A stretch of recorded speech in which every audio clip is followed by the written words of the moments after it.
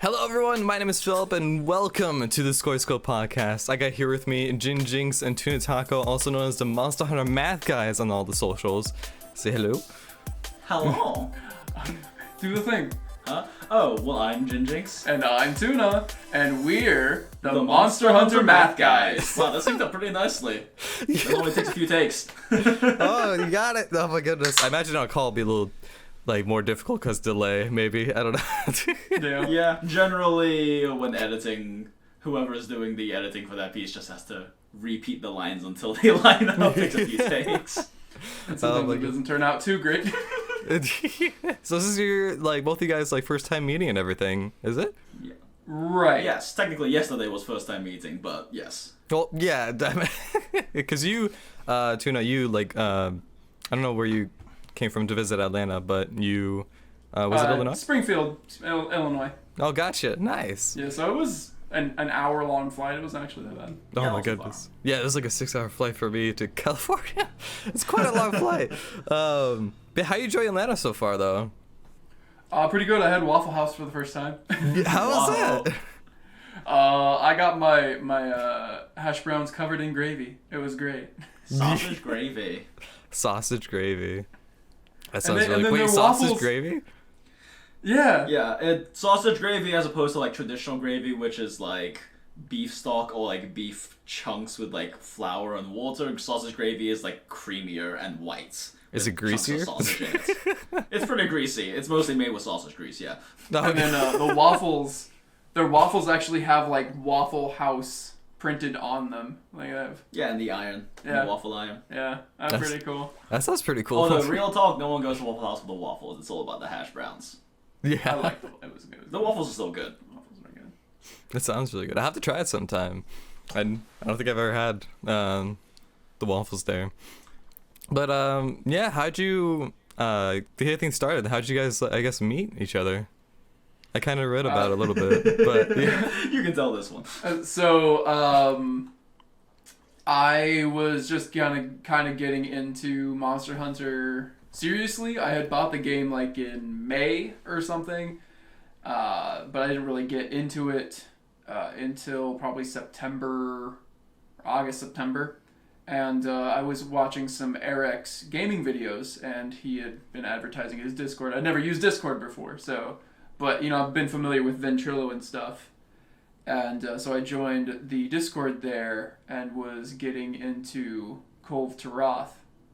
And one of the Vanguards there, which is their mini mods, was streaming, and I believe he was doing some Cove to Roth stuff, and so I was asking him about it. And he was like, oh yeah, well if you really wanted to do Cove to Roth, you gotta do P1s, and we have a P1 Discord, so join this Discord. And at the time, Jinx was just starting the YouTube channel. I think he had sub 200 or 100. It was when the first Cole videos were coming out, and that was when the initial few viewers actually started subbing and coming in, basically. Nice. So right at the start of the channel. And Jinx was in this Discord server with the P1ers, and he was posting some of his videos. He's like, hey guys, what do you think about these videos? And some people were like, oh yeah, it's pretty good. And I'm like, these are garbage. Your audio's terrible. Yeah. Your audio quality's terrible. You've got this really dumb voice that you're using that's borderline offensive. And you're kind of all over the place. Timmy was a mistake. No. Timmy was a mistake. Rest in peace, Timmy. You will not be missed amongst the Anjaneths. And I was just like, hey, you should do this. Here's something else. You should definitely drop this stupid voice. And he was like, well, I'm just trying. You're like, I'm just trying to to have someone else to bounce things off of, right? To have the conversation. like a natural conversation. And I'm like, well, if you need that, I can probably do that for you. Just what do you want me to say? And I'll say it and I'll record it. I happen to already have a good mic and a well-rounded understanding of broadcasting. Nice. And So I sent him some stuff, and he used it in the video, and the reception was good. And he liked it, so he's like, okay, we're doing another video. Here's some lines. And I was like, okay, cool. Here's another video. Here's some lines. And it just kind of worked from there. Yeah, and eventually it just kind of reached a point where there was enough, Tuna was doing enough workload-wise that we were just like, let's just be channel partners at this point. Oh yeah. Since like my personal background was in I've done plenty of video editing, but the editing I've always done was on like a subcontract basis. So it'd be something like they would give me a client would give me a whole bunch of footage and would give me audio and be like, make a thing to go with this audio, and I'm like, cool. So like I could do the video editing part of it, but like I have no idea how audio works, and Tuna taught me a lot of that and helped improve that. And like I had a snowball, right? Oh, yeah. And I was using the snowball, but here's the thing: for the first like 6 or 7 videos, I didn't realize I was using my laptop mic, not the Those are snowball, awful. which is why the audio was terrible. Yeah. Yeah, you can hear it in some of our like first videos on the Yeah. channel. Jinx sounds like he's 20 feet away. Yeah. And see, I've never grass. used a snowball before. I just assumed that he was doing it right and that snowballs were just shit. I didn't realize that he was actually that messed up. Yeah, because like it was a thing that since I had never like actually recorded audio with Premiere or with Adobe Suite products before, because I always had just worked with other people's audio they sent me, I didn't realize that you have to change in the Premiere settings itself which audio devices you're using.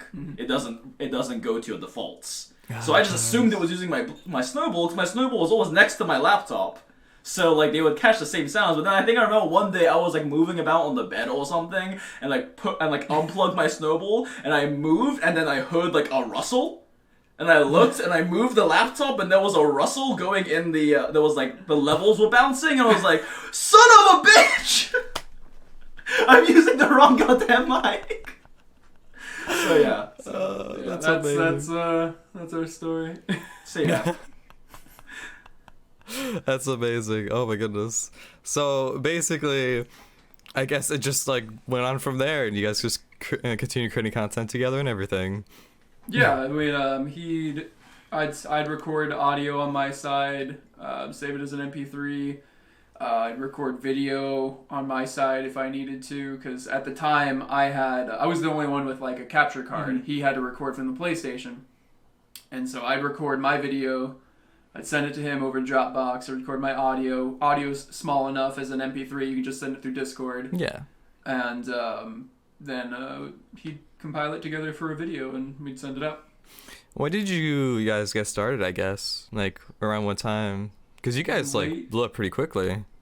Late August? It's like a little over a year, yeah. I Yeah. honestly can't remember. I mean, pretty much when yeah, pretty much, I think late August, something around there. Well, hold on. I was gonna Oh say. wait, we have Chrome. We can find this out. Well, I was just about to pull it up my phone. That's all fine. But yeah, that's crazy, honestly, because... And also seeing that scripted videos tend to do a lot better on the platform than, I guess, going on a whim. You know what I mean?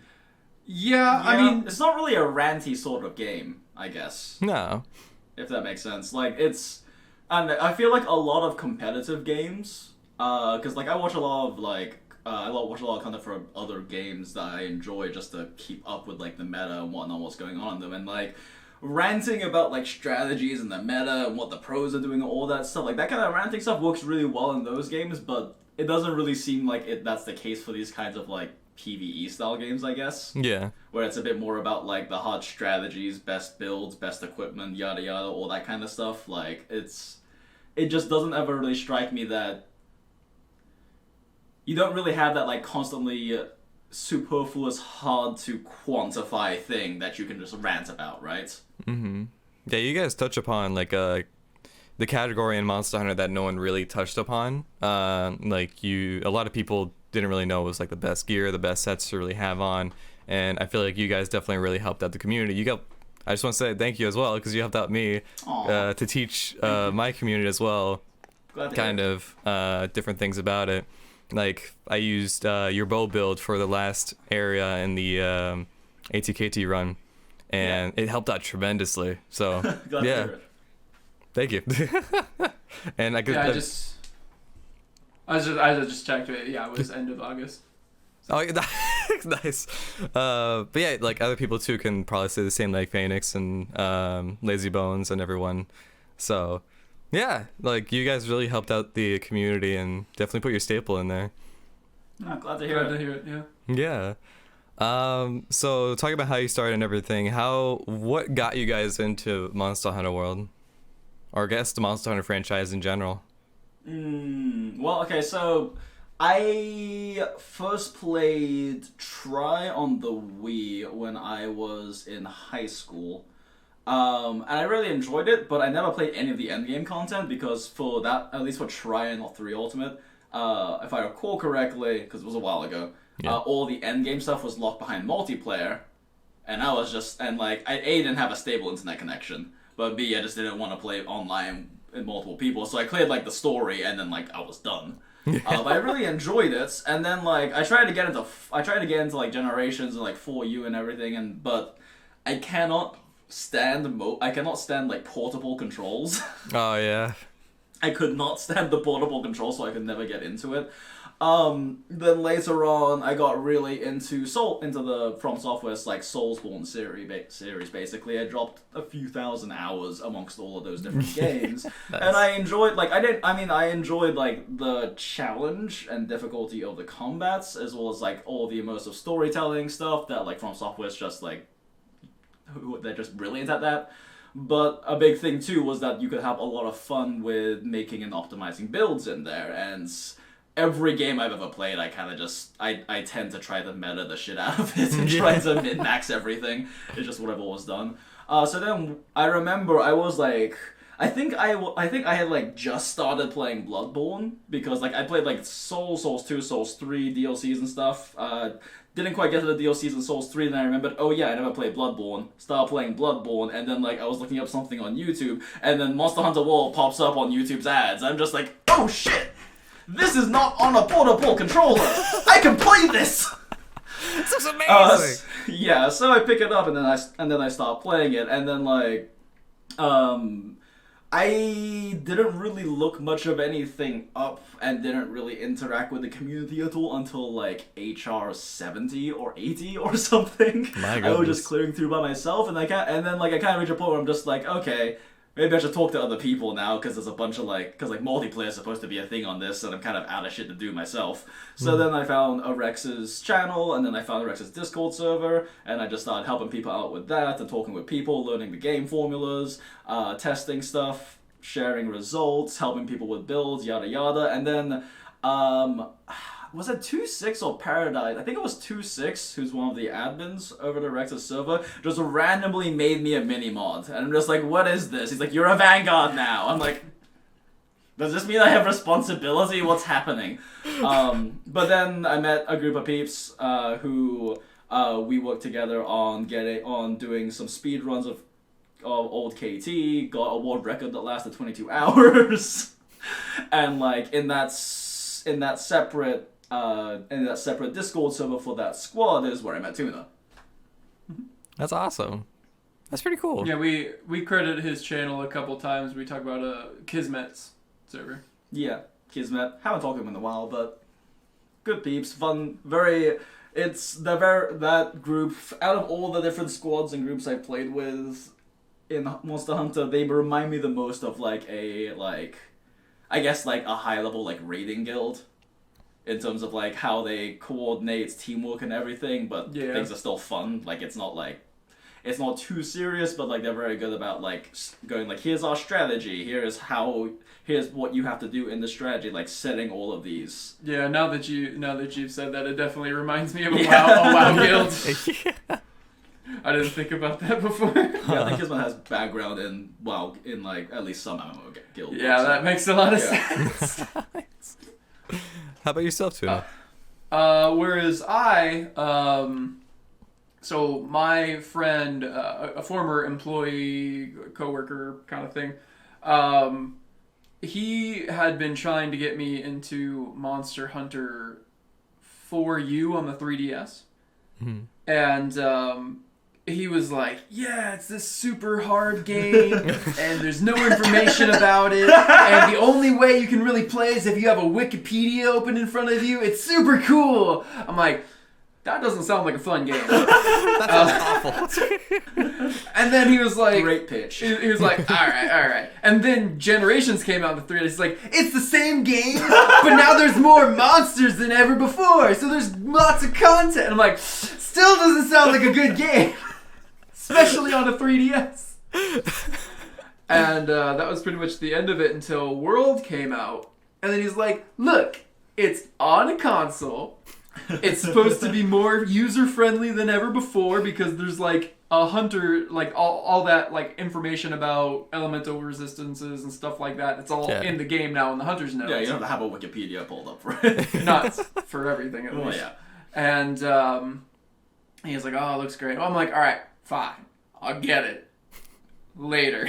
And then, like, because that came out in January. Right. I didn't buy it until like May. And after I bought it in May, I played it for a little bit, and it just wasn't clicking with me. And then I ended up playing God of War. And I was like, okay, I'm going to play God of War instead, because this is a great game. And... Harry Dad games. Dad of Boy. Dad of Boy. And just kind of went in through it, and then ended up picking it back up in, like, August... late June, early August or something like that, and just kind of started looking up guides and kind of learning how to play it, and it kind of went from there. And then found Eric's and then Jinx and etc. That's really cool, honestly. Like, I got into it starting off with World, because I literally never heard about Monster Hunter for, like, the longest time. And it was then a really niche audience back in the day. It did, yeah. I met Mother Coconuts through Overwatch, through playing Overwatch. I didn't meet him on Twitch. I met him through the game itself. Nice. He was like, check out my Twitch. I was like, what? So I checked him out, and then that's where I met him, and then we became really close friends through Overwatch, and then he introduced me to Monster Hunter World. And it took me a while to get into it, because I never really played PvE games before, and I started falling in love with it after taking a break from it and then getting back into it, and I was like, I love this. The community is like super wholesome and amazing, and it's great. The community is like nothing I've ever seen. Yeah, like compared to every other online community, especially coming from a Souls background and like a PvP Souls background. Yeah. Oh gosh. Like, I mean, the thing about like PvP Souls, like everyone's toxic as all hell, but it's that kind of like competitive, like hyper masculine toxicity where like no one actually means it. They're just all being toxic assholes because that's just like the way they act. My goodness. Yeah, I mean, it's weird. It is pretty odd. I think that's one of the reasons why though is because it doesn't have any PvP. I feel like that's like a big thing where because it doesn't have PvP that it doesn't have that toxicity. Yeah. And unless you are really into arm wrestling, then I guess that'll be the most competitive. It's gonna be that one person in the chat. It's like, yo, who wants to go into some arm wrestling and just go? Let's go. I'm ready to mash. You will not believe how fast I can vibrate my thumb. Yes. Oh my goodness. So, what were your? I guess because this is for both of you. This is full time right now, right? Or Yes. That's crazy to think like that. Like, what were your career paths before this? So right before this, I both worked at high-end, upscale, fine dining, whatever restaurants. I also did quite a bit of consulting work, which is where I ended up doing a lot of the video editing and whatnot. Basically I worked with a consultant. He was a restaurant consultant, and I would be doing just general IT stuff, so building websites, fixing up POS systems, making tech and IT calls that they needed made, making orders, as well as making videos. They could be like first like informational videos or things like that, adverts or whatever. Excuse me. And like consulting work is fun, but it's very stressful. The nature of consulting work is, you're working a contract and you can easily work like up to 60, 70 hours a week for like a month or two while working that contract, and then just kind of like chill for a bit. And like chill for a bit and like chill, or just like go do so, or just like go work the floor for like 30 hours a week like a normal person or something, or 40 hours, and then like pick up a new contract, and it's just like go get all this shit done. Oh gosh. Because like when you get hired as a consultant, like especially for like businesses or a restaurant, it's because they want you to fix what's wrong with them. So you have to like pour in a lot of time to figure out what's wrong and then do the things to fix it. And like they generally have, like, even though you have like set contracts, they kind of have like, this ticking clock of like every day that things don't get fixed, like we're more and more in the red. So oh gosh. it was stressful work. Well paying and fun, but that was very stressful. And then restaurant work, I'm very good at it. I've always been. I enjoy cuisine, cooking, drinks, wine, all of this kind of stuff. I love learning the massive body of knowledge there is about it. I love sharing that knowledge with people. I often worked as a trainer or a floor captain when I was working at high-end restaurants, but I don't know. It's not rewarding, I guess. It's not rewarding enough for me. It doesn't. Yeah. It's not really. It's something that I enjoy, and I enjoy learning those things as a hobby. But for work, it just isn't rewarding enough. It doesn't give me that, I guess, fulfillment that I would expect out of like my full-time work, which this YouTube work definitely does, because I'm able to help, I guess, teach and help a much larger volume of people at the same time. Oh, definitely. And, there's also just that potential upward trajectory you can take with this kind of career. Mm-hmm. Definitely. Yeah, like that's definitely like a night and day difference between like YouTube and your old jobs then, I guess. Yeah, this is cozier. How about you, Tuna? I was a logistics manager at FedEx Ground. I had worked there nearly a decade. I was kind of resolved for that to be my career path, and just kind of dealing with the, parcel stuff like that, the yearly cycle of, hot, cold, peak, whatever, just elements and manual labor, and I was fine with that. Started as an entry-level person, became a trainer, became a manager, just through work ethic and pulling yourself up by the bootstraps and all that old grandpa boomer talk. And, and I had done a lot of stuff where I would pull together logistic reports for throughput and, scanning numbers, accuracy, and all that kind of crap. So I had a lot of background in that, and nice problem solving and going, hey, okay, need a throughput of $3,000, but we're only hitting 24. Okay, well, let's look at this belt, and this belt, what they're pulling out. This guy's doing, 900, this guy's doing 900, this guy's doing 600. Okay, well, what the fuck is going on? Why are you so slow?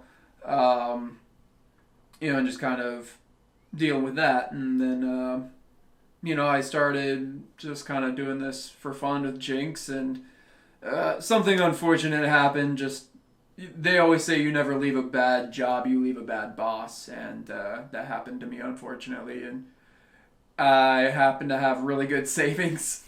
So I pretty much quit my job at 3,000 subscribers and coasted off my life savings, like my 401k, until we recently became profitable.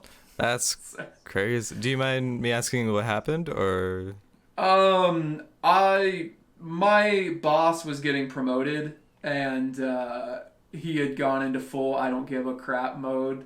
And it culminated in where I had a personal injury where I had long story short, something broke in my hand, and I got fiberglass shards all through my palm. Oh gosh. And I went down and I talked to my boss, and I'm like, hey, I have fiberglass in my hand, something broke. I'm gonna take some hot soap and I'm gonna try to wash it out so I can get back to work, because I know it's in the middle of our peak season and I know you need the managers. Yeah. And instead of ever asking me if I'm okay, ever doing anything, he was just like, "Did you check to see if it was broken before you used it?" I'm like, I'm reporting an injury to you. Yeah. Like, I'm just making sure you understand. I don't know. It was whatever, but I don't know. I was just like, nah, here's my badge. Bye, guys. Good. I shook everybody's hand. I'm like, good luck. I'm gone. Don't need that stress. So. Yeah. No. Oh my gosh, that's awful. Yeah, I had a similar situation. It was not a smart decision. I don't recommend anybody doing what I did. I got very fortunate that this all actually worked out. This is very unusual circumstance. Yeah, I've been wanting to do YouTube stuff for a while, especially because I have a video editing background, but I never found something I wanted to really do as a channel until this happened. And also, I wanted to make sure that, like, I had a strong enough fallback resume, so if shit were to go down, I could just go work at a restaurant. Yeah. Yeah, I mean, I'm the same way. Yeah. I mean, I've worked one career for almost a decade with years of manager experience and a plethora of awards. Like, if this had fallen through, all I would have done is just reapplied to another Just go logistics position, and I would have had a job. So. Yeah, that's the thing that I feel like when it comes to entrepreneurship in general, and I've been studying entrepreneurs and like successful people since I was like 17, because it's a really fascinating subject of like psychology for me. But one thing a lot of people seem to misunderstand about entrepreneurs is they always say, oh, they take risks. Oh, entrepreneurs like take risks. It's like they take calculated risks. Yeah. They don't just jump off and pray it's going to work. They like go, okay, you know, what's the consequences if I fail? If I succeed, what do I need to succeed? Yada yada. Is this reasonable to attain? Yes. Okay, let's go for it. But like, they don't just jump off a bridge. And I don't ever recommend anyone who wants to pursue a content creator career or anything to just dive in and like hope it works out unless you have a very strong pattern showing it will. Unless you have, you know, you're already on your way there, and at this point you have the savings or whatever, or you have the lack of expenses that you can afford to just jump into this full time and like give it the jet fuel it needs to push forward faster. But like, don't quit your job and try to be a YouTuber when you don't have any subscribers. No, Don't be Tuna. Don't be Tuna. Well, we at least had a trajectory. It was a matter of like how quickly it would happen. Oh my goodness. Yeah, but, how is that balancing between like your main job and creating content for YouTube like consistently? Because I felt like in the beginning it might have been a little bit of a struggle. Maybe, I don't know. Oh, back in the day? Yeah, back in the day it was. Back in the day, I didn't get free time basically. Oh gosh. Between working like 30 to 40 hours a week, and then also like being in a relationship, and then like trying to put out YouTube video. I mean, back then we had to put out like 2 videos a week or something. And like it was just a matter of like there's only so much time you can put into this. But like you still gotta put time. You have to make the choice to put time into it. Like God, who is his name? Noah Kagan? He's some entrepreneur guru online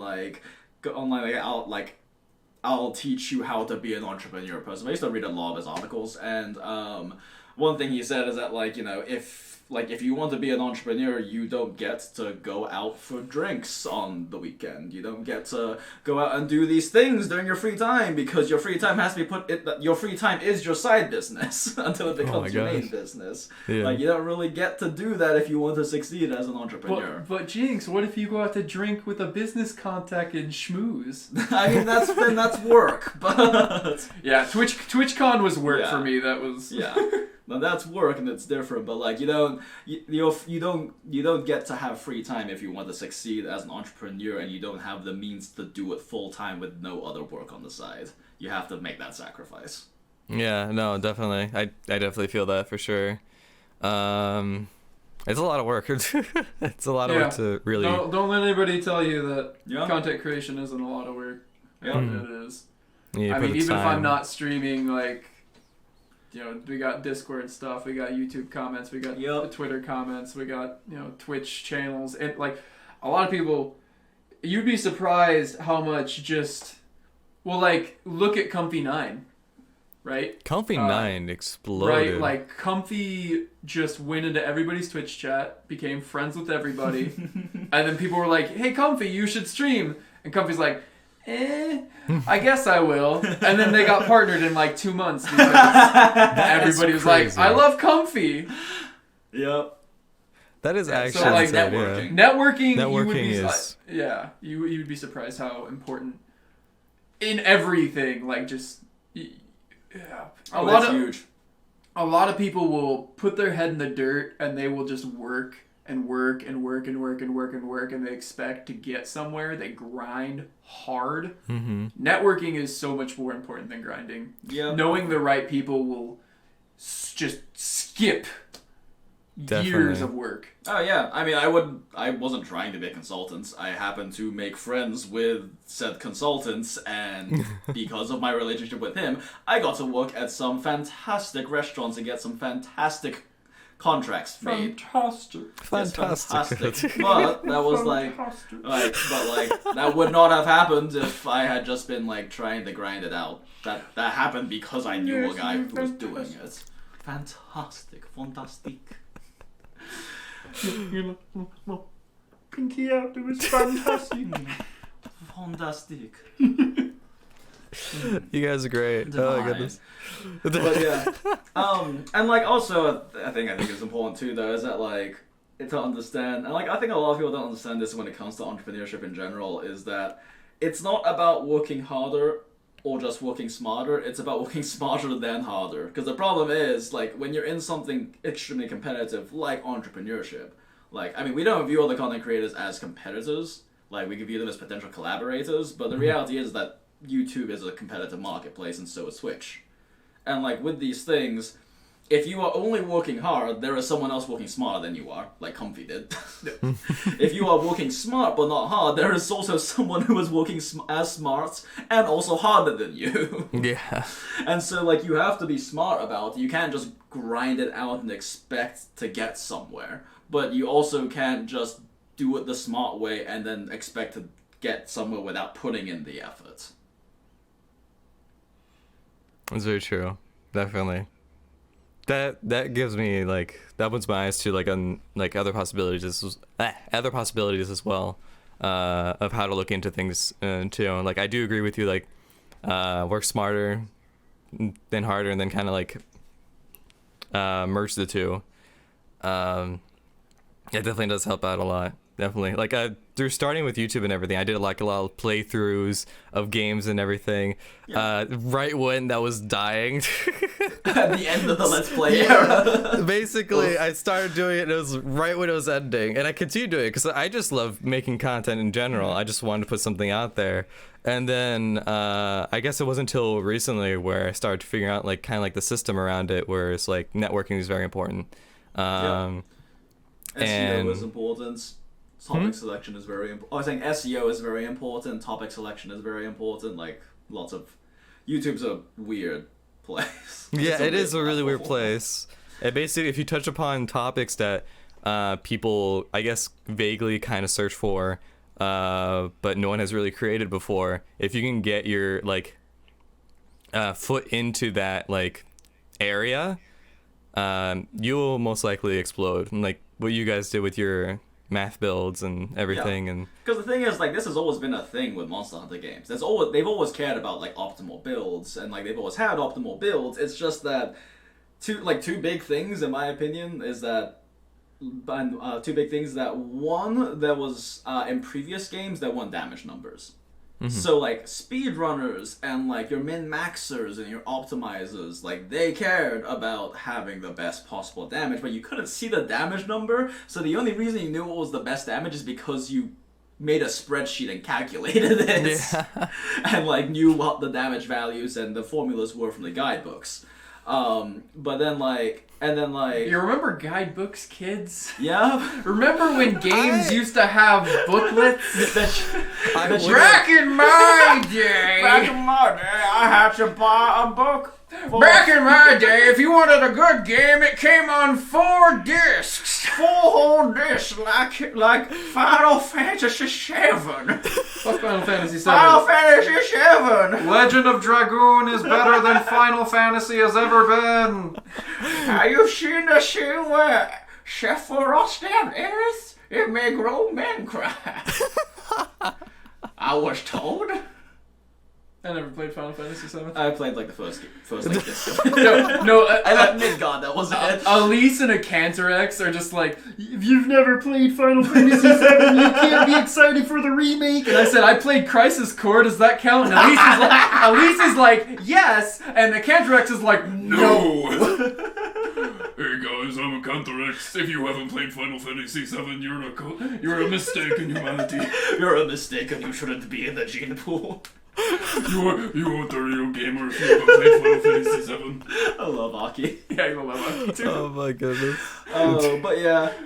Fuck, what were we talking about? Oh yeah, guidebooks and numbers and optimizing. So like the other thing about that was, so like you didn't have damage numbers before. Now you have damage numbers. So like people will play and be like, oh man, I'm hitting hundreds on this guy. Look at that. And then they'll watch a speedrun and be like, you're hitting 186. What the fuck is going on here? Yeah. So like people care now because they can see the numbers. Right. And then also Monster Hunter has just such a gigantic player pool compared to previous games. Like they were Right. super niche before. This game became super mainstream. Hell, Shroud was playing this game when it came out. Really? Yeah, like Shroud and I did not even know Skadoodle that. were playing this game for a bit. They cleared through like campaign and that's pretty much it. Yeah. And like they all like Shroud always plays like the big new games when they come out and then pops back out with the PUBG or Apex or what the fuck ever. But yeah, the fact that he played it kind of shows the mainstream appeal the game had.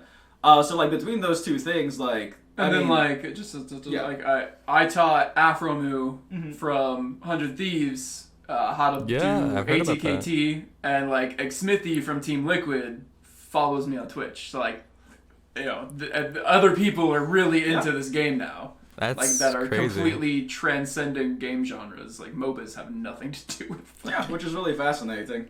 Definitely. I feel like especially even now because the base world's been out for a while, and then with this whole hype about like Iceborne and everything, and with it gathering monsters from like previous games, it pretty much it really exploded and really grew the community a lot in terms of like people that came from other games too. It's really cool to see. Yeah. And it's interesting because like this was great for us obviously because you know we made a channel about stuff that it was previously important to people on like game FAQs, message boards, and like Reddit and whatnot, and little forum posts and whatnot about talking about the best builds. But now a lot more people care about it. A lot more people are playing the game, but no one has bothered to make video content on it because it was never really that big a deal in previous games. And so got kind of lucky there, I guess. Oh yeah. Something I briefly wanted to touch on is maybe like why damage is so important in Monster Hunter. Oh yeah, that too. Uh, I threw a can away. Sorry. yeah. Loud. Sorry. So when you attack a monster, it isn't like just okay, I'm doing 20% extra damage, therefore my hunt gets 20% done faster. Let's chip the health bar faster. Right, that's not how it yeah. works.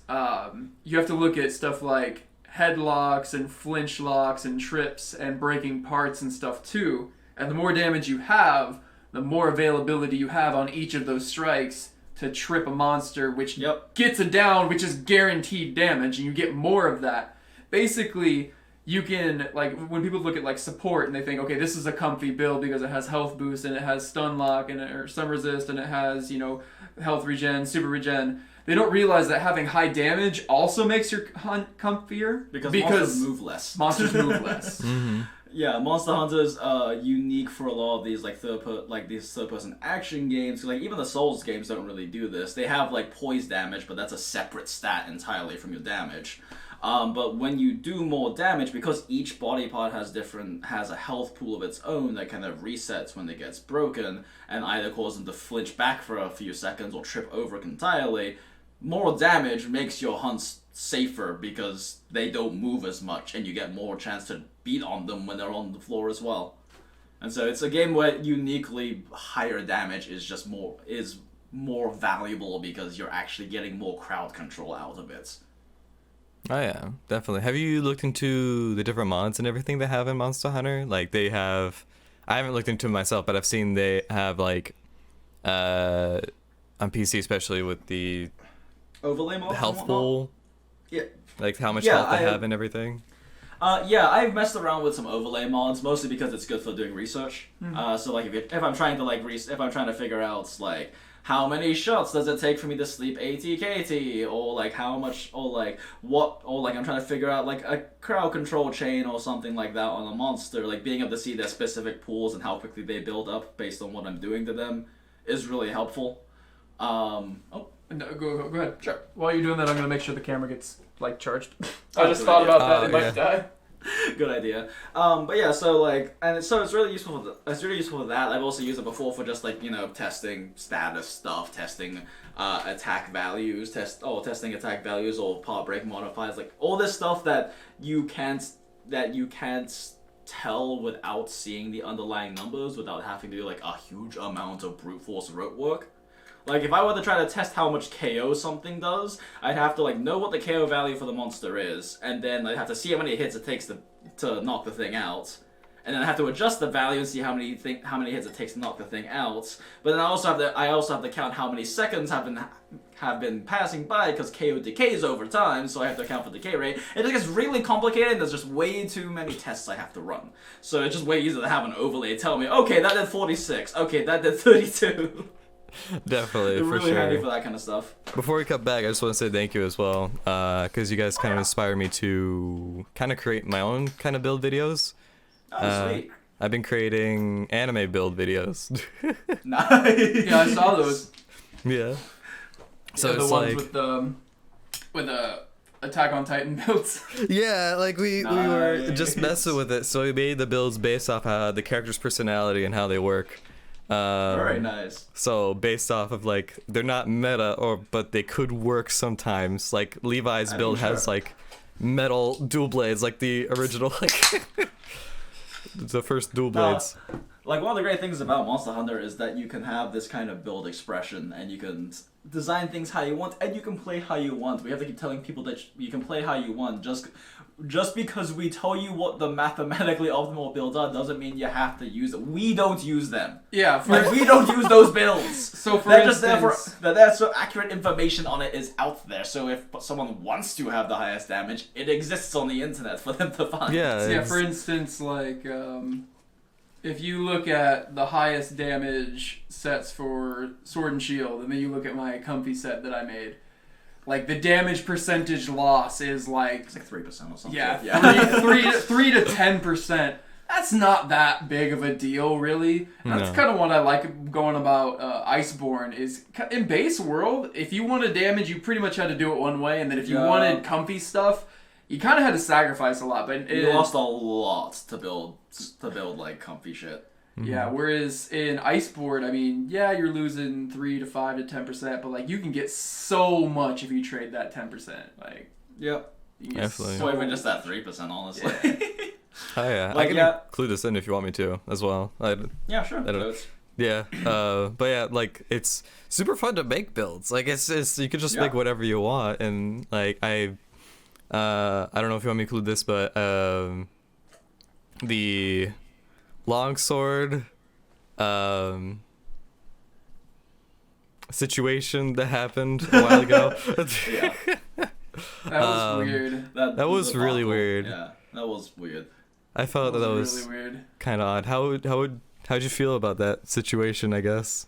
So, first off, Yeah. we don't really watch, like, no offense to like content creators, we love all of you guys. We love you, Skoj, we love Aki, we love Rainy, we love Arex, etc, etc, etc. Yeah, no, yeah, of course. We don't really watch Monster Hunter content. When like- you spend all day playing Monster Hunter and then making making Monster videos, Hunter, you don't yeah. watch monster. I don't Yeah. really watch, like, I will discuss stuff with people on Discord, but when I'm watching YouTube stuff, I'm watching stuff about, like, Apex or like the latest Overwatch patch Or Yeah. like an Random entire stuff. playlist of zero punctuation for or 10 hours. What I've been doing for this past week, which has been just like those like every 21x 0 punctuations with no punctuation. I've just been like playing those on loop while I do stuff on my other monitors. So like I don't really watch other YouTube content. So like the thing that started that whole thing with us talking about the Hellish Slasher, I hadn't even seen the TDS video that apparently we were attacking or something. Yeah. It's just the only reason we had made that video was because of the fact that because I was streaming a lot back then because Iceborne had just come out, so like I was streaming like playthroughs and building stuff and whatnot. And people in chat kept popping in and being like, Hellish Slasher is the best. Or being like, what do you think of Hellish Slasher? And I'm just like, why do people it's not even that good. Why are people bringing this up constantly? Yeah, same thing in Twitch. They were just like, by the way, what do you think of Hellish Slasher? And it like, came out of nowhere. Yeah. It really did. And like they ping us in Discord, and it really came out of nowhere. And we later found out that that TDS released their Hellish Slasher video like around that time, and so we're like, everyone's like, Hellish Slasher. We're like, okay, well, we know Hellish Slasher's not that good, so let's make a video on why Hellish And actually, I'm not gonna lie, I'm the one that came up with the joke, which ended up, that's what all of this ended up boiling down to. Wasn't necessarily that we made a video saying that Hellish Slasher wasn't the best, we called it trash. And that was my joke. I'm the one that came up. Hellish Slasher. I'm the one that came up with the Hellish Slasher, more like belongs in the trasher. And like I will say that calling it trash did. Yeah, it was like 1 or 3% lower. Right? Yeah, I mean, like, at the end of the day, like in Iceborne, they did a really good job because Yeah, they did. the top like 5 competitive weapons in most weapon classes end up being within like 2 to 3% damage difference. Like it's very minor. It comes down a lot to just you can trade them out and you will probably have barely any time changes in your runs because the only people who would notice that are people who are trying to script their runs and trying to damage count very specifically, like speedrunners. Like it's just such a minor difference you probably won't notice. But that did kind of discount how good it is because like I mean even if you're like number 4 in the Olympics, that's still in the Olympics, right? Yeah, so like, you made it to the Olympics. yeah. I don't know, I felt it was a very like silly drama when I was looking into it. I was just like, what's happening? It kind of came out of nowhere. Well, yeah, so I'll say this, I'm not like, I never had a Twitter before I started doing this. So I've never had social media. And it started with Peppo tagging us in a tweet and saying, hey, I fixed your build for you. Here's more damage. Maybe you should watch some real speedrunners. And yeah.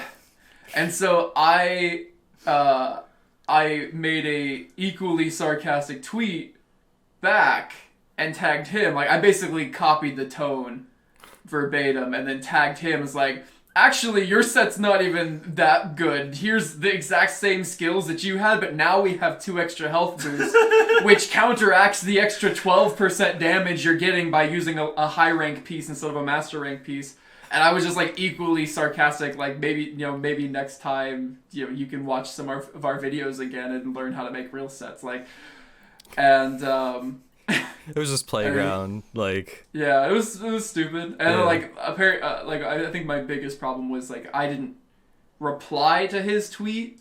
Yeah. I made my own tweet, so anybody who looked at that didn't realize it was just a parallel tweet, and then it just it descended. Yeah, and then it kind of descended into school ground bullshit. Yeah, and both of our fan bases in the comments of videos like being TDS versus math guys. taking it much more seriously than it actually was, I guess. Yeah, because I don't think there was ever really like bad blood between you guys. It was mostly just like you're both content creators. You made stuff, and then like Famu and Amadeus are close, like personal. No. That's probably a stretch, but they're like we talk to him a lot. Mm-hmm. Yeah, And well, very friendly guys. especially Famu. I talk to Famu. Although a lot. I think Famu left TDS recently. Did he? Yeah, like a week ago or something. But yeah. Well, at the time he was. Yeah. He was. TDS. Either way. But yeah, no, Famu and Deus are really cool peeps. Yeah, and then it just kind of like I said, just misunderstanding after misunderstanding, and just there was a lot of misunderstandings and miscommunications happening there. I mean, it's also really hard too because you both content creators, you're both busy making your own stuff and everything. You don't really have time to really focus on the drama portion. You just kind of just want to make content for everyone, and then they take it a different way, and you're like, wait, why? Yeah. Yeah, apparently, what I ended up talking to Chris about it, and what Chris was telling me is that there were people who were going into Peppo's runs or his streams or whatever and going, JinJinx and Tuna said that Hellish Slasher's bad, you're an idiot. Oh, God. And like, that's kind of why we put out that video that was just like, be nice. Exactly. Don't be a dick, guys. What we're giving you isn't like fodder for you to attack anyone who doesn't use these sets, because we don't. Mm-hmm. I use my comfy set. Yeah, I'm trying to read a chat. I'm not sitting here like gamer hard mode sweaty hands over here. I'm like reading a chat while I'm like playing the game and not even looking at it. Mm-hmm. I don't use. I honestly just even play the game enough to have the practice I would need to really want to run those sets. So I just run stuff that's a little comfier. I put 3 health boosts. Yeah, I put 3 points of health boosts on my builds all the time. I read chat and I just look at the screen. Oh, I'm at 1% health right now. Gonna go. Yup. Yeah, people seem to get how hard it is to stream. I mean, like, I only stream occasionally, but I have really bad ADHD. Jinx so doesn't read chat. That's like, why it's a joke. Like, I have set up like several people as like mods in my YouTube chat, and like anytime people are asking me questions and I'm actually hunting, they're just like, Jinx doesn't look at chat while he's hunting. Jinx doesn't look at chat while he's hunting. That's why I have to like be in chat and then I'll respond to. And people will be like, "Is Jinx typing that?" I'm like, no, it's Tuna. Yeah. Nah, like I'm not a very good streamer, and I don't have delusions of being as such. Maybe I'm entertaining, but like I know that in terms of my skill set, I have really bad ADHD. I struggle to focus on more than one single thing at a time. So even in a game, I can have really terrible awareness because I can't focus on other like cues while playing the game. Like that's why in like shooters, like Overwatch, I have terrible fucking awareness because I just don't notice certain cues when I'm trying to focus on like clicking heads. I feel the same. Oh my gosh. We've got a clip where we're playing Apex Legends and I'm like coordinating. I coordinate, like I'm the one that shot calls. Yeah. And Jinx is playing Pathfinder, which if you've ever played Apex is this character that just slings himself across the map.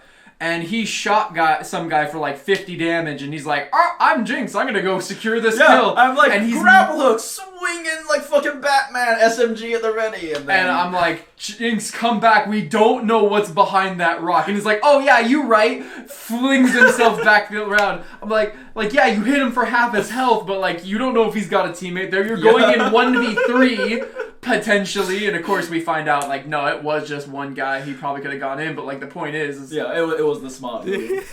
Yeah, because like Pathfinder's grapple hook doesn't detach until the actual rope itself is 90 degrees from where you're facing. So if you have the mechanics for it, you can fling in one direction and then 180 instantly. And in fact, you can orbit if you're really good at like swinging your mouse really fucking quickly. But. So I would be flying in and then just 180 back over the Tuna and slide in front of him and be like, okay, I'm here now. I imagine it looks hilarious on camera. You just see him just sorry. Yeah. Oh my goodness. Yeah, what other games do you guys usually play? Because I imagine like pretty much all you play currently is mostly Monster Hunter. A lot of Borderlands 3 recently. That's actually why we haven't been playing. There's quite a bit of grind to Borderlands 3, but the builds are fun. Yeah, we even thought about doing Borderlands 3 builds or whatever, skill trees, but I don't know. Jinx is worried that people are gonna get mad if we don't just do Monster Hunter. I think more than anything is because we've had like a slow, like, because I've been having some mental health stuff come up lately because we've had like a slower production than before. And like I'm kind of concerned that if we have like a slow production and then put out like unrelated content, people will get mad about it. But if we go back to like regular production level and then put out some stuff, it might be better received. Or because the way YouTube works and everything with how it is, and just people in general, I guess, maybe even creating a separate channel towards like another game, maybe. I don't know. It's very like a big of a stretch. Separate channels are weird. They are. The problem is like if we make a separate channel, one, it's not going to be monetized immediately. Yeah. Two, it's not going to get as much traffic, so it's definitely not going to be as profitable. Yeah. Two and a half, three. Two and a half. Three, it does have to do with being profitable. Eventually Monster Hunter is going to run out of content. Mm-hmm. And I've been pushing for a game. long time. Yeah. I've been pushing like since a month or two in to no longer be Monster Hunter Math Guys, just be like video game Math Guys or whatever. Gaming, I think just Jinx and Tuna is fine. Yeah, or just, and that's actually, because originally our YouTube channel was Monster Hunter Math Guys, and then I actually went in and changed it to Jinx and Tuna, or JinJinx Tuna, parentheses, Monster Hunter Math Guys.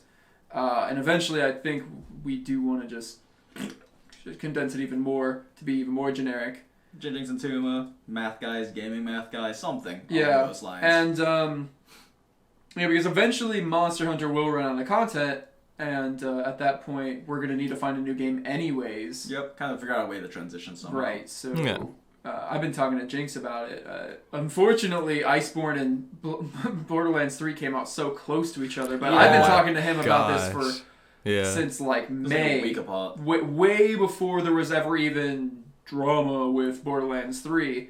I was like, the game we need to diverge into is Borderlands 3 because we both enjoy Borderlands, and there's a lot of math in Borderlands, like a lot of more people think. I didn't realize. No, I never really played Borderlands, so yeah. That'd be interesting to look into, for sure. In terms of the skill tree builds and whatnot, yeah. Because, at the end of the day, the gear you pick up is the gear you get. But, like, there's a lot of math that goes into the builds and how to best optimize these things. That's really cool. Yeah, I'd definitely love to look into that if you guys ever make something around that. I happen to luck into picking the character to main that has, like, 7 different one-shot boss builds, so... Yeah, and I happened to pick the character that was, like, the worst out of all 4 of them. Has zero one-shot boss builds. Everybody else has got, like, 3 to 7, and my character literally has nothing. But they look cool. Yeah, but, you're immortal. Yeah, you have a build that literally makes you immortal. Yeah, but so does, like, everybody else, but... with proper items and stuff. I first started playing Borderlands 2, and then I had the ability on me without even realizing for friendly fire. So all my friends were like killing me the entire time, and I thought that was like a thing in the game. I'm like, why would they add this? This is so stupid. Is that Krieg?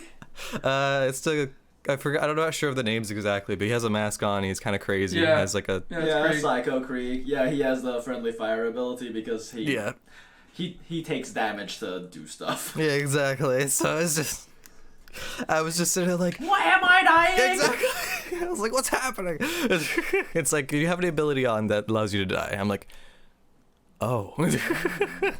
Yes. Oh. So that's how it works. But yeah, you've been playing, I keep wanting to say Neo. Nier. Yeah, I've been streaming Nier a little bit, which is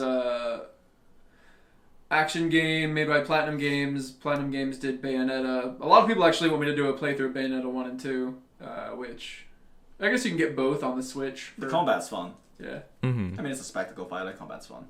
It is a spectacle fighter. She has glasses. Spectacle fighter. And she's technically naked at all times because her clothes are made out of her hair. It's true. Although, sorry, I believe the official gaming industry term is character action or character fighting game or character action game or something dumb. Yeah, spectacle fight is a term that Yahtzee came up with it, but then a year later when they put out Bayonetta 2, they're like, no, it's a character action game. I don't know. It's dumb. Hey Jinx, roll some dice for me. Pretend like you're rolling dice right now. I have dice. For D&D. No, pretend like you're rolling dice right now. No. D20s. Ha. I get it. Okay. You get it? Okay. Anyway. Speaking of Bayonetta. Oh my goodness. Speaking of Bayonetta, Roll some dice. Have you guys, with a lot of content creators, I think even for myself, we've been, I guess, feeling that kind of like burnout from the Monster Hunter game. I think it's mostly, for me, it's mostly because like there's a lot of games I really want to play, but I never got the chance to because I'm always doing Monster Hunter stuff. And so like I started feeling that. I'm like, you know what, I'm gonna stream other games sometimes, but then always go back to Monster Hunter. Like, how do you guys feel with that? well, luckily, I just play my games off stream. yeah.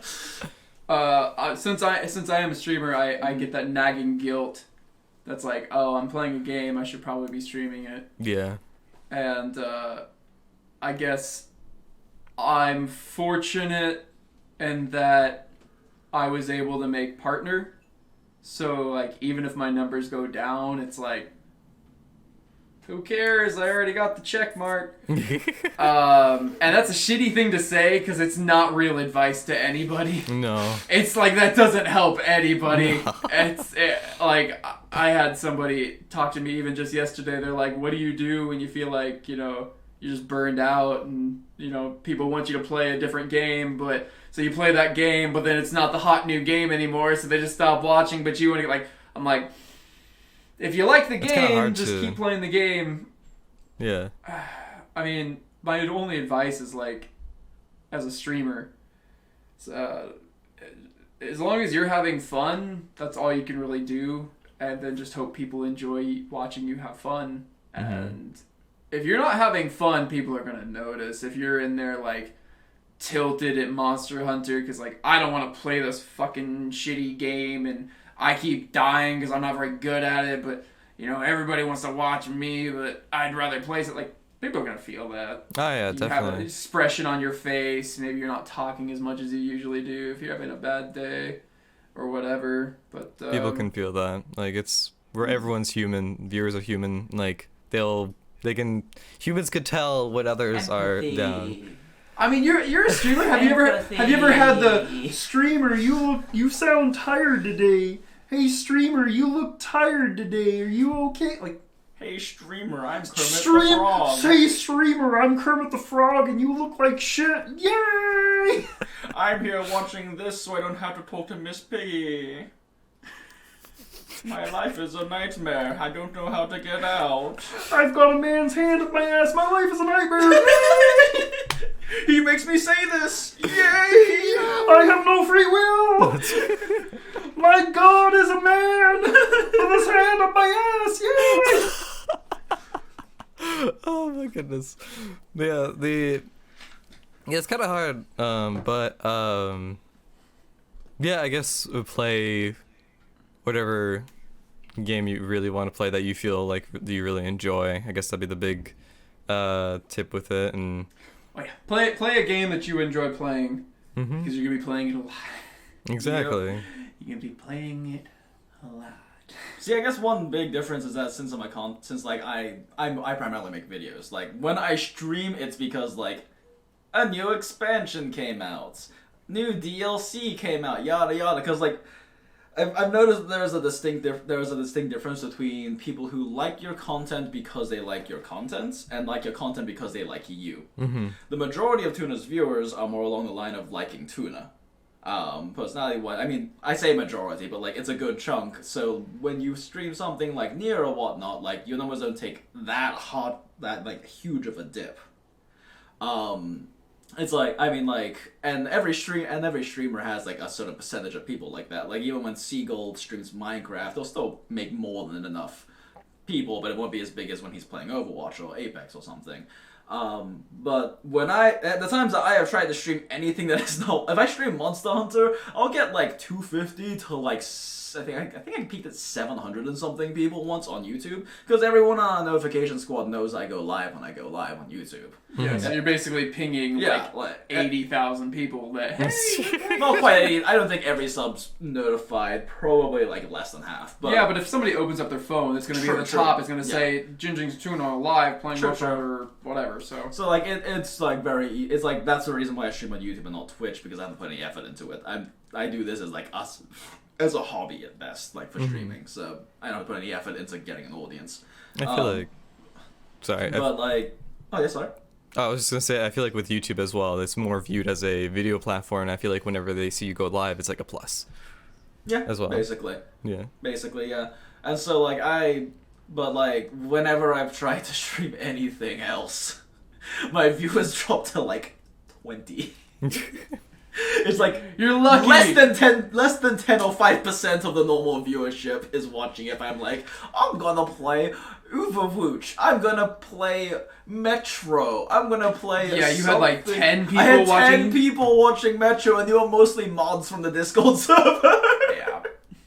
I have no delusions that people love the vast majority of our YouTube viewership like me for the contents and the information, and less so for me as like a personality, if that makes sense. You have no personality. That's why people don't like hate you. Yeah, exactly. Hard to hate someone with no personality. It's hard to hate people if you don't know them that well. Exactly. Honestly, I enjoy just talking with you guys with this. I just want to say, like, you guys are really good people, and it is really fun talking to you. I just want to let you know that. So I've been while we've been talking, I've been slowly picking out all the things you have on the back shelf. Just kind of. I don't know what he has. It's not even in my room. I've seen like the Agretsuko. I've seen the Bendy, two Bendies actually. I see like the Overwatch onion thing in the background. I swear that looks like Sans. Sans? But I can't. Yeah, it looks like Sans right next to the Bendy thing on the top shelf. I don't know. It looks kind of like it. It probably isn't. I think it's a portal. That's a portal 2.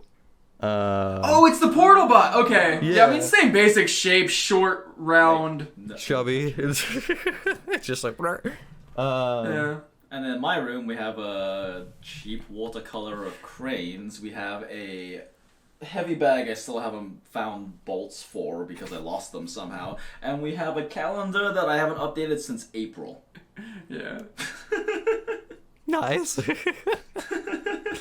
So, with creating content and everything, how are you guys like day-to-day lives, if you don't mind me asking, like with this being like your main job now, which... Ooh, daily lives. Jinx, you want to talk about your sleep schedule? This is my cave. I go to the bathroom in the kitchen often. He goes to the bathroom in the kitchen. That's what I was like, what? And cook. No, separate rooms, but I go to those gotcha. rooms often. I sleep in the bedroom. He goes in the sink. Occasionally I leave the house to go buy groceries. And then I live inside of this chair. It's very cozy. And there are 3 screens here that I can do stuff on. I need a third monitor. So I'm quite the hermit. Hermit. Jenny's been trying to get me. My fiance Jenny has been trying to get me out more, and I have been. But like, I'm quite the hermit at this point with this kind of work, because I'm either working on a video, doing research for a video, or playing some other game because I finished a video and I want to relax. Yeah. Gotcha. And yeah, I mean, I got a little office, so I'm in my office constantly. Mm-hmm. And I mean, I've got my computer there. I've got a bunch of games that I play. I've got a little couch that I will play guitar on, just kind of mess around with that now. I recently bought a guitar that I used to have, so that's been a nice musical outlet because I hadn't had that for a while. I sold like all my guitars and everything to pay for rent like 3 or 4 years ago. So yeah. You know, and then I mostly occupy my time with like the social media and stuff, and kind of walk around my neighborhood, go to the gym, just to walk. Nice. Don't really do any like RX tier Kratos, how to get buff like Kratos videos. Did Eric make out? Oh no, yeah, no, he's done like a He like a has? Kratos. Yeah, he's put out some videos where like he Nice. goes to the gym and he like wants to get buff like Kratos. Like I think he's done like 2 or 3 of them now. Oh my I don't god. really I've never really wanted to be buff, but I do kind of want to get back to my old level of athleticism. I want to be fit. If anything. I don't think I've ever been like physically. I've done martial arts for a while, so I think I've been like really fit then. Physically fit. Yeah, I used to competitively fence, competitively rock climb, competitively soccer, or football as we call it in England. Did quite a few different athletics, and like I miss it. I miss it, but also My word. I'm also my cave is comfy. It is. Yeah. Yeah.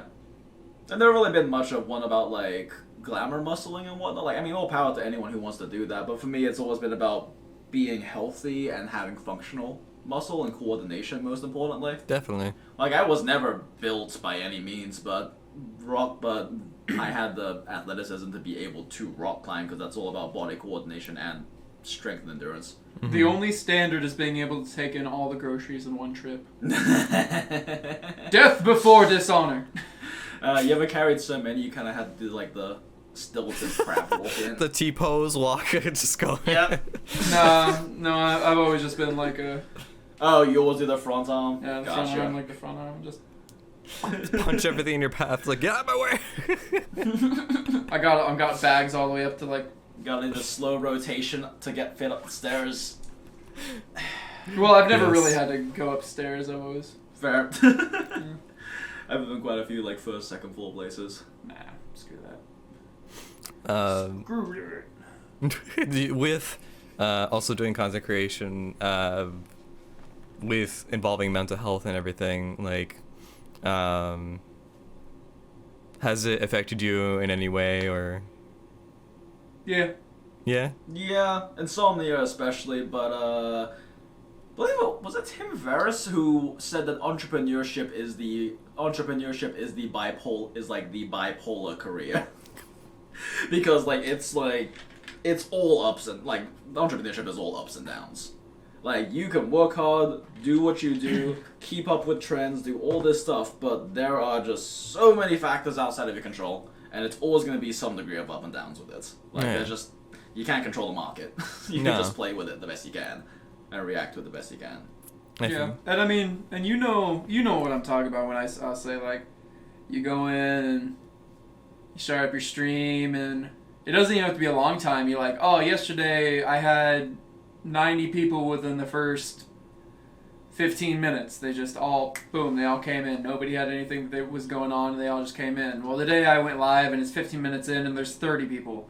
Oh shit, do they not like me anymore? Did I do something wrong? Have I, what is going, and you immediately get all those thoughts. You immediately have self-worth questions, and if you let that stuff win, it could set the tone for your entire stream. Mm-hmm. Definitely, And especially, when you're like playing, so I'm going for Monster Hunter, and then I'm going to Nier, and I can have like 150, 200 people watch me play Monster Hunter, and then I was like, okay guys, I've done Monster Hunter for 4 hours, we're going to do some Nier now, because that's a super cool game. Mm-hmm. And you swap over, and boom, like 50 people just go.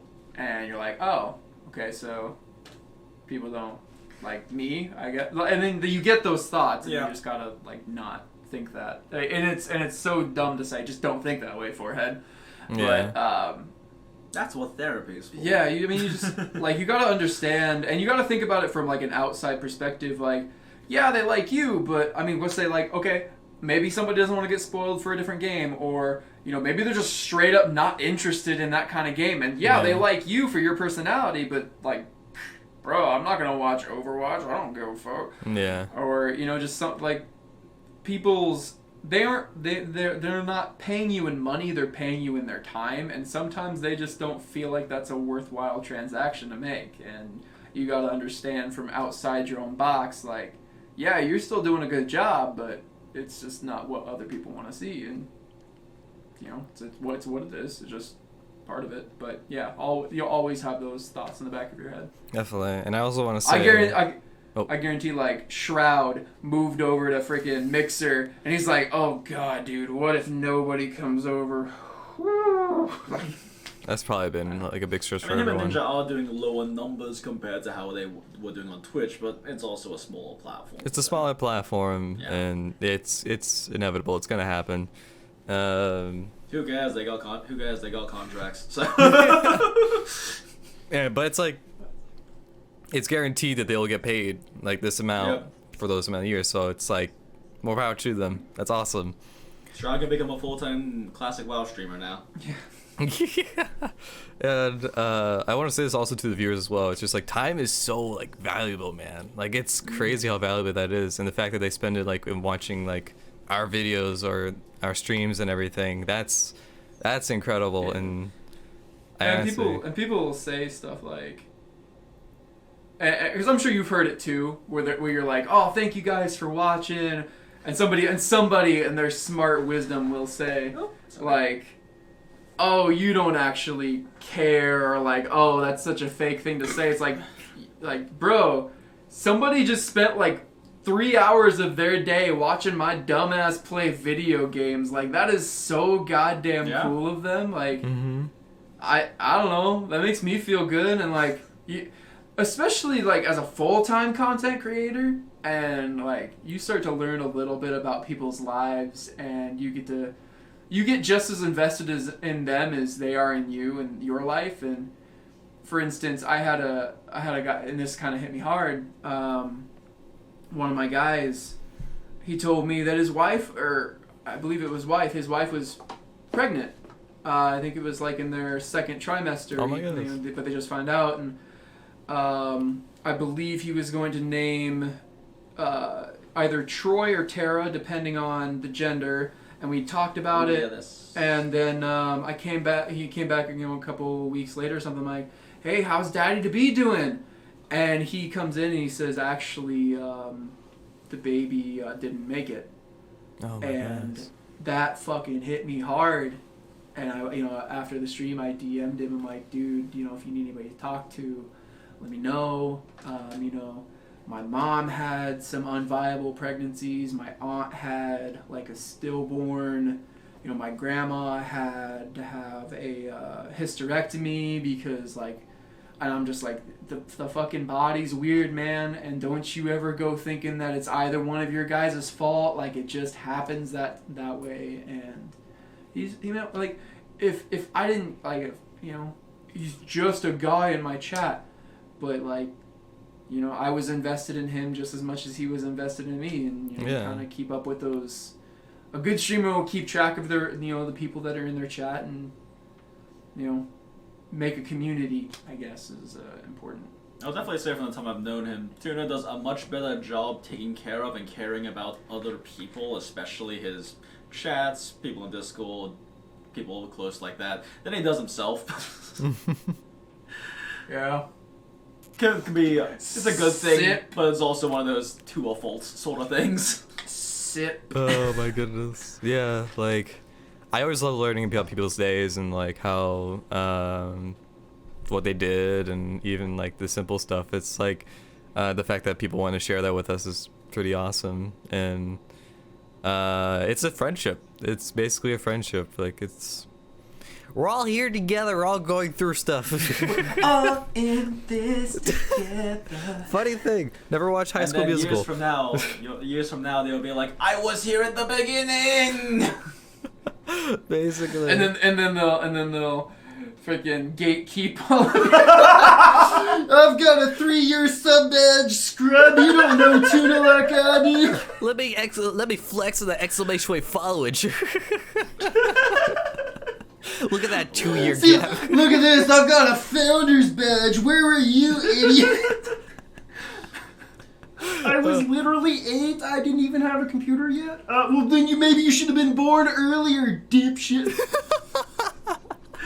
So yeah, but like that care and compassion that Tuna has is largely why he's in charge of like community management and social media stuff. Because like I mean I've run social media campaigns for contracts, I've done that stuff, but that's all numbers to me. It's all put stuff out there, look at reception, look at the numbers, try to target demographics, blah blah blah blah blah. Like it's all marketing stuff. Like I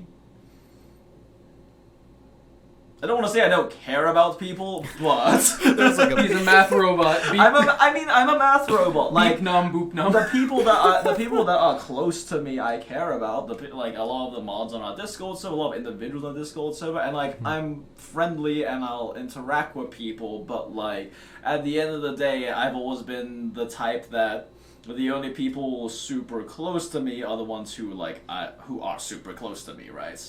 Like, I'm not trying to make friends with everyone. From my various other jobs and whatnot, I've learned that you can't really expect to be friends with everyone. That's hard. Especially when you're in a leadership position, like, you know, working as a floor captain, head server, whatever. You can't expect every single one to like you, and if every single one of your subordinates does like you, then you're trying too hard, and you can't make the hard choices you need to make. So, I don't know. I am a numb math robot. Beep boop. Now, real quick, you were gonna say something about High School Musical, and we kind of just. Sorry. I was just saying I never watched it before. Oh, I've never seen it either. I just know the song. Exactly. I just know that song. Yeah, But no. you know, and you were talking about mental health and stuff, and This has not been good for my insomnia. yeah, you know, and like, Jinx and I are both we're both queer. Jinx is pansexual, romantic. Polyamorous. You know, and you know, I'm asexual, so you know, obviously that's something like I get a lot of questions on that. Like people will come in, and I always tag my streams LGBTQIA+, and people are like, what is LGBT? Ooh. Hello? Uh-oh. Yeah. There you go.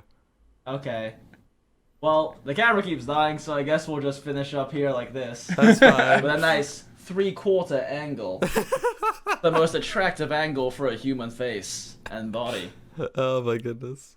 The Oh, you can see my Odo Garon shirt now. Ah, true. Oh, I didn't realize you had it on. Nice. That's pretty cool. Odo. The And now you can see that I'm incredibly slouched, and he's standing up as straight as he possibly can be. Just to be as tall as Tuna. Just to be the My next seat's, to my be seat's also like with 3 inches Yeah. higher at max height. the than are you yours. guys Yeah. recording right now or? Yeah, we're still recording. Okay. You need me to clap again? No, I'm still recording. Unless you guys were continuing recording. Yeah, it was the same recording, so it's not Okay. in sync. It doesn't need sync, but Okay. There's just gonna be this wild fucking camera change in the middle of your video. I don't know if there was a part. I don't know what you were gonna say, but I thought that was really funny, and I was like just dying. Oh, I've got a thing to say! Oh yeah, thing to say, dead camera. What were you gonna say? The thing I was gonna say is that just an inch. I don't know what your audience is like for this kind of thing, but just like for people thinking about content creation. If I'm being perfectly honest, from what I've observed at least, if you want to get into like content creation and pursue it full time, you will have a much easier time doing so on YouTube than you will on Twitch.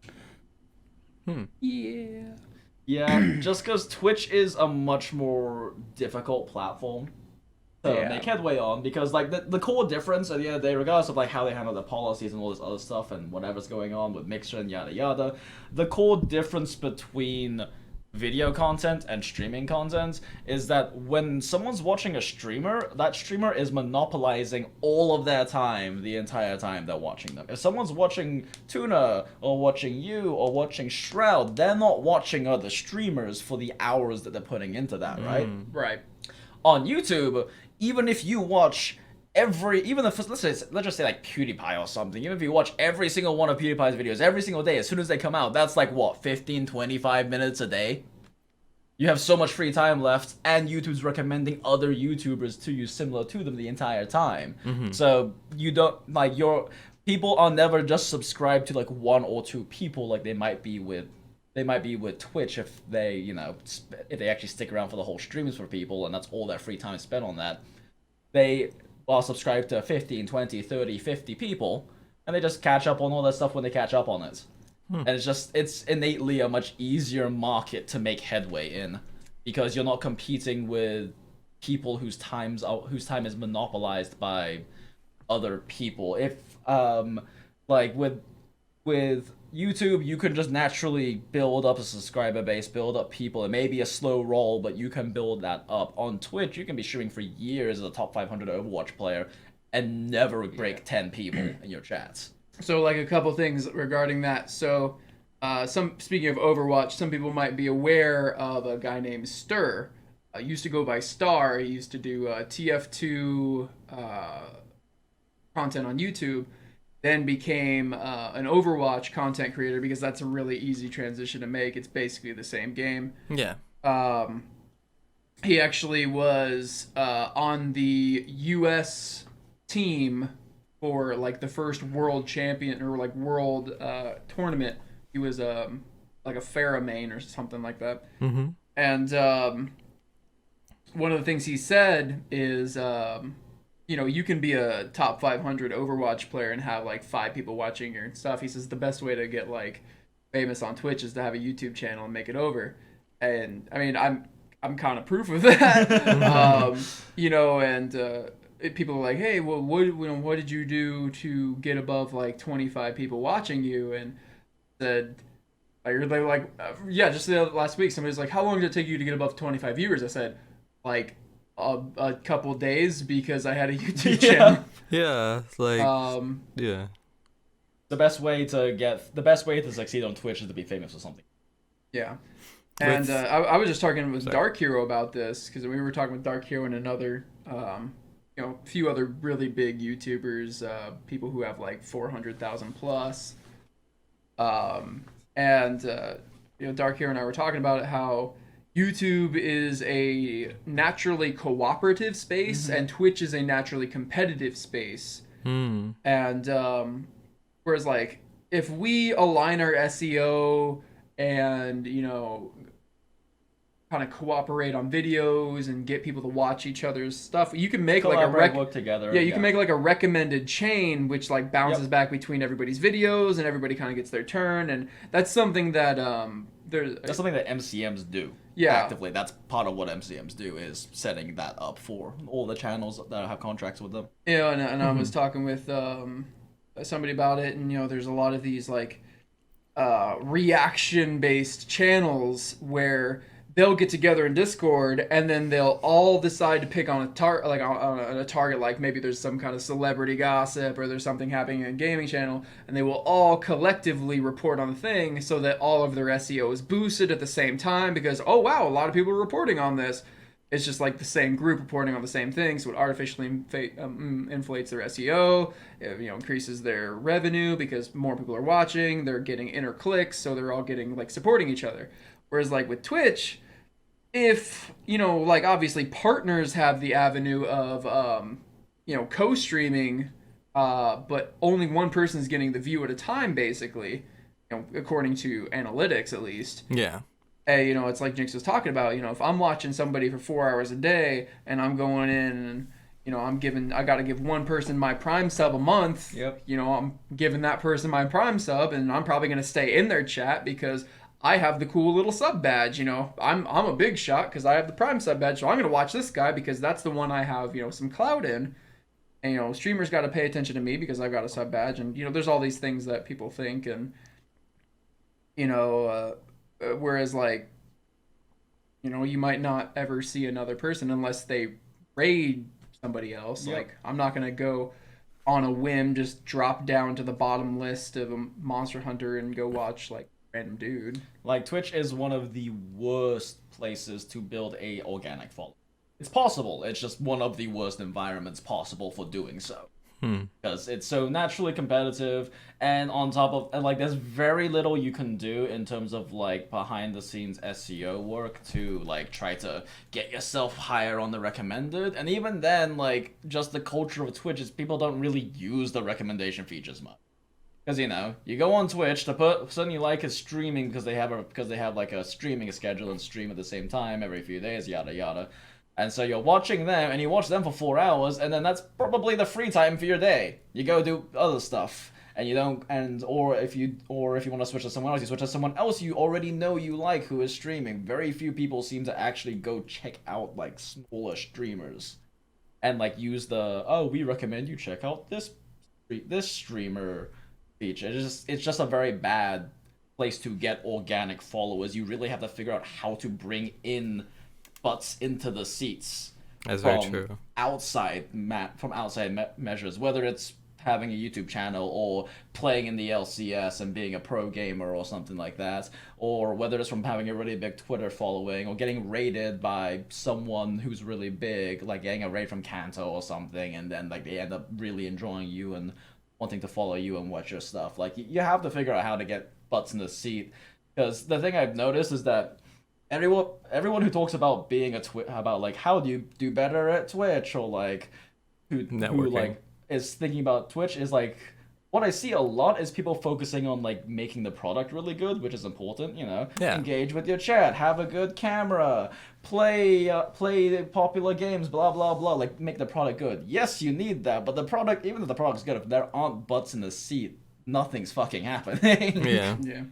Right. And I've told that to so many people. They ask me like what camera I've got. They've got what mic I've got, what this I've got, what that I've got. Use a fucking snowball in your phone's camera if you have to. And you know, I've got people who are like, "Oh, I'm going out to buy the microphone you have." I'm like, "Don't." It's a big investment. That's an expensive That fucking is- mic. That Like- mic you have is like really super expensive. I looked into it. It's like $200 to $300 or so, like on To Amazon. have my exact That's- audio setup, you probably need to spend close to $800. Yeah. Yeah. Just between my audio interface, my microphone, my preamp, etc. You know, and I actually, a lot of people have a My Equipment page or like a sponsor or like whatever. I don't have one of those because I don't want people to get the wrong idea and think, oh, if I want to do, I need to have this. I don't want people to think that, No. because that's not what it's about, and it makes me really mad sometimes when I see this like push for you have to have this or you're bad. You're not a real streamer unless you PewDiePie- have $5,000 worth of equipment sitting in front of you. Like, PewDiePie literally started making his first Call of Duty videos with a cheap-ass headset he bought from GameStop.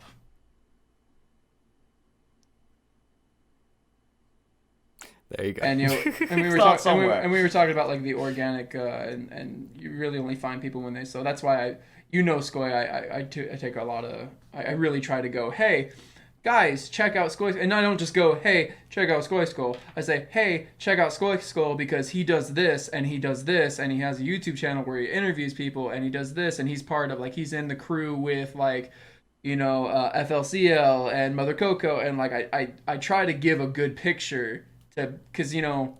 That means a lot. Thank you. Yeah, I tried to do the same thing as like- well. Like I said, Tuna cares about people, but he's in charge of community stuff. I feel like you both do. Don't put do. yourself down. Just on a more of an intellectual and less on a personal level, I guess. I guess, yeah.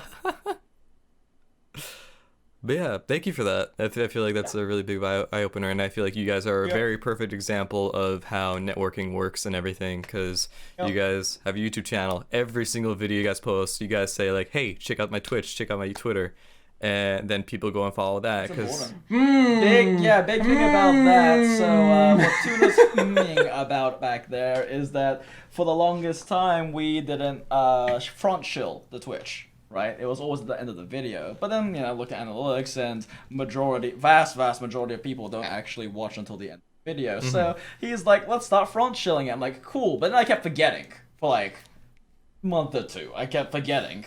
And then finally I put it in there, and the first time we fucking put it in there, his next stream got like, what, triple viewers or something? I got 300 followers in one day. Yeah.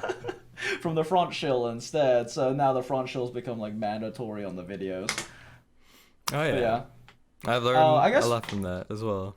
I guess what other this all just makes me think of like there are from like I like I said since I was very young, I've been studying a lot of like entrepreneurs, successful business people, yada yada, like trying to study like the lives and methods of like successful people, because they've done it before.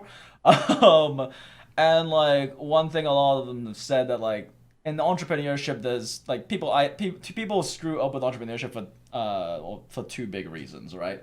And one is because they actually just never get started. A lot of reasons for that. You know, they spend all their time buying equipment, getting stuff set up, tweaking things, and never actually just throw a product out there. But the other one is that they just don't actually properly test and put out a product and try to see how people like it before they like throw themselves into it. Yeah.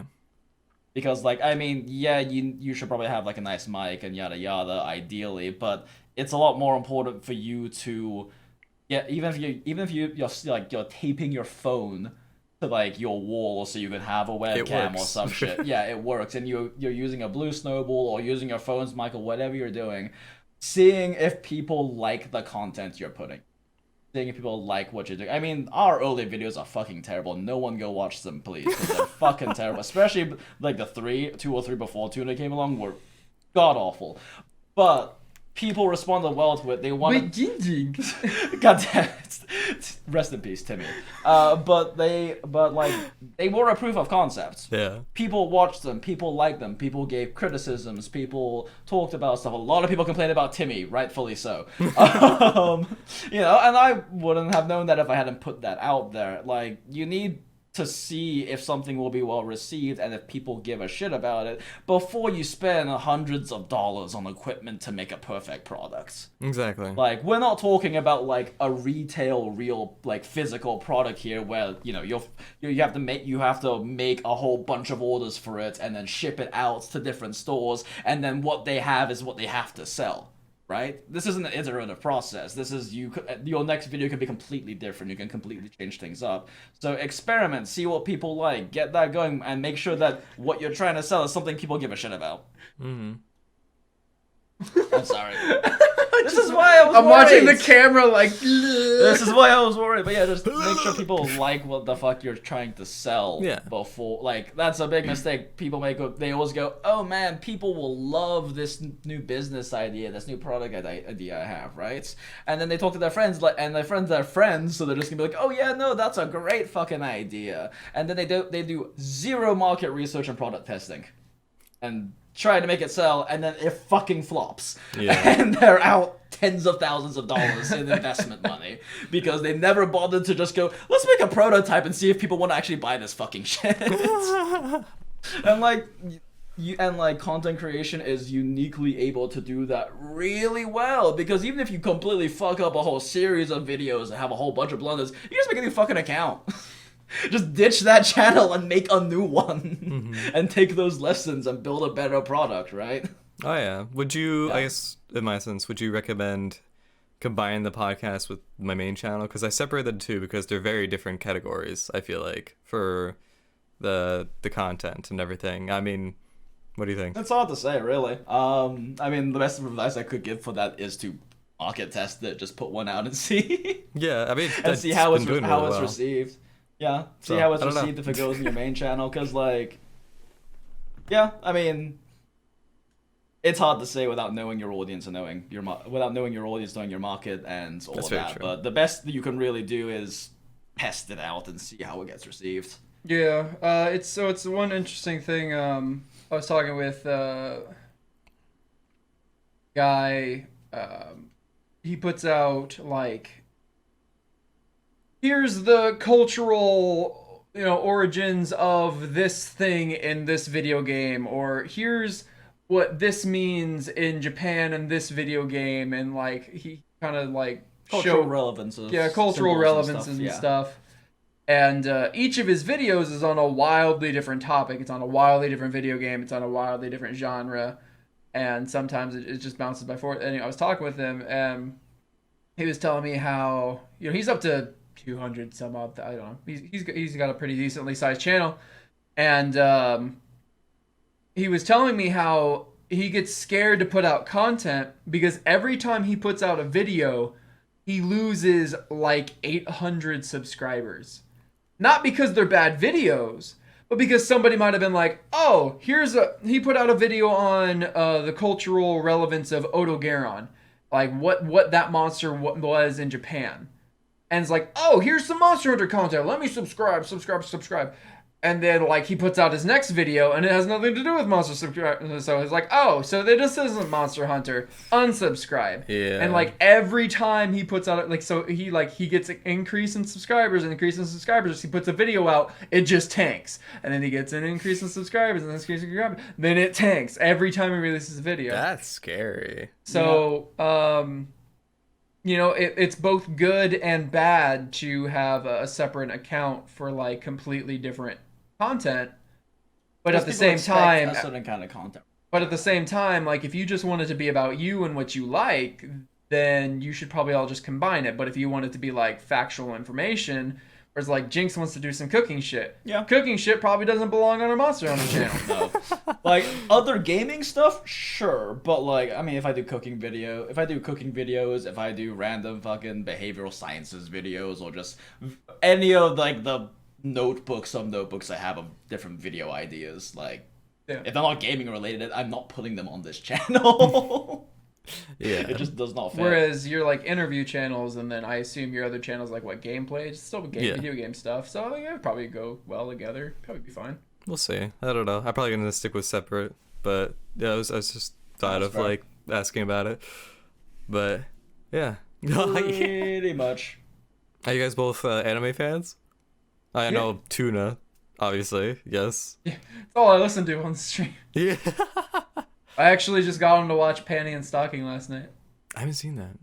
Have you seen Yeah, that? I have a poster that my fiance gave me for it of 2 characters, and I hadn't even actually seen any of the episodes with the characters in them.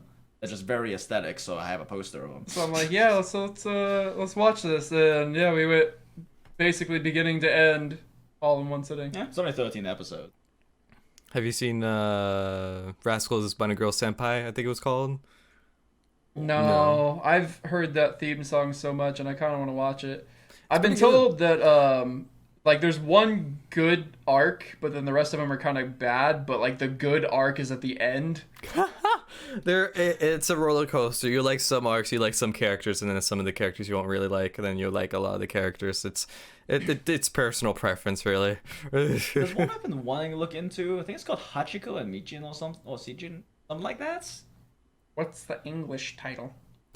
That is the English title. It's their names. Hachiko and something. I don't know. All I know is that I was watching this one kind of smallish YouTube channel that does it's a black man doing like certain analyses on topics covered in like the boondocks and like in society and stuff. Was really interesting. But he was talking about the depiction of black females in media and how they're problematic oftentimes. But he said that anime did an exceptionally good job with it. And so I was like, oh, I want to watch this now. And now I can't remember the name of it. Yeah, that's all good. But yeah, I think that pretty much covers everything. I think we're about like what? You probably got 2 like hours. 2 hours. Yeah, quite a bit. And we haven't eaten yet. My friend's been waiting. Oh, I'm so sorry. No, you're good. He's totally down with it too, and I'm just like, bro, I'm gonna be in your room for probably like an hour and a half. He's like, oh, it's fine. And I'm like, you sure? I'm so sorry. No, it's totally fine. I absolutely loved the conversation. It was an absolute blast talking with you guys and everything. It's bothering me. I can't remember that thing I wanted to talk about. Hey, you get that thing I sent you? But I just want to say thank you guys for joining the end call and of course, everything. Thank you for the fun interviews. So yeah, sorry my camera didn't last forever. Don't worry about it. Like, it's totally fine. I'm mostly here for the conversation. There's a sexy 3/4 view on us now. We get 2 different angles of you guys. I feel like people will be very, very liking it. Oh my goodness. But yeah, just pretty much a big thank you for joining me on this. And if you guys haven't checked them out, feel free, like, if you want to plug yourselves, go for it. You can watch them almost every single day at twitch.tv/tunataco.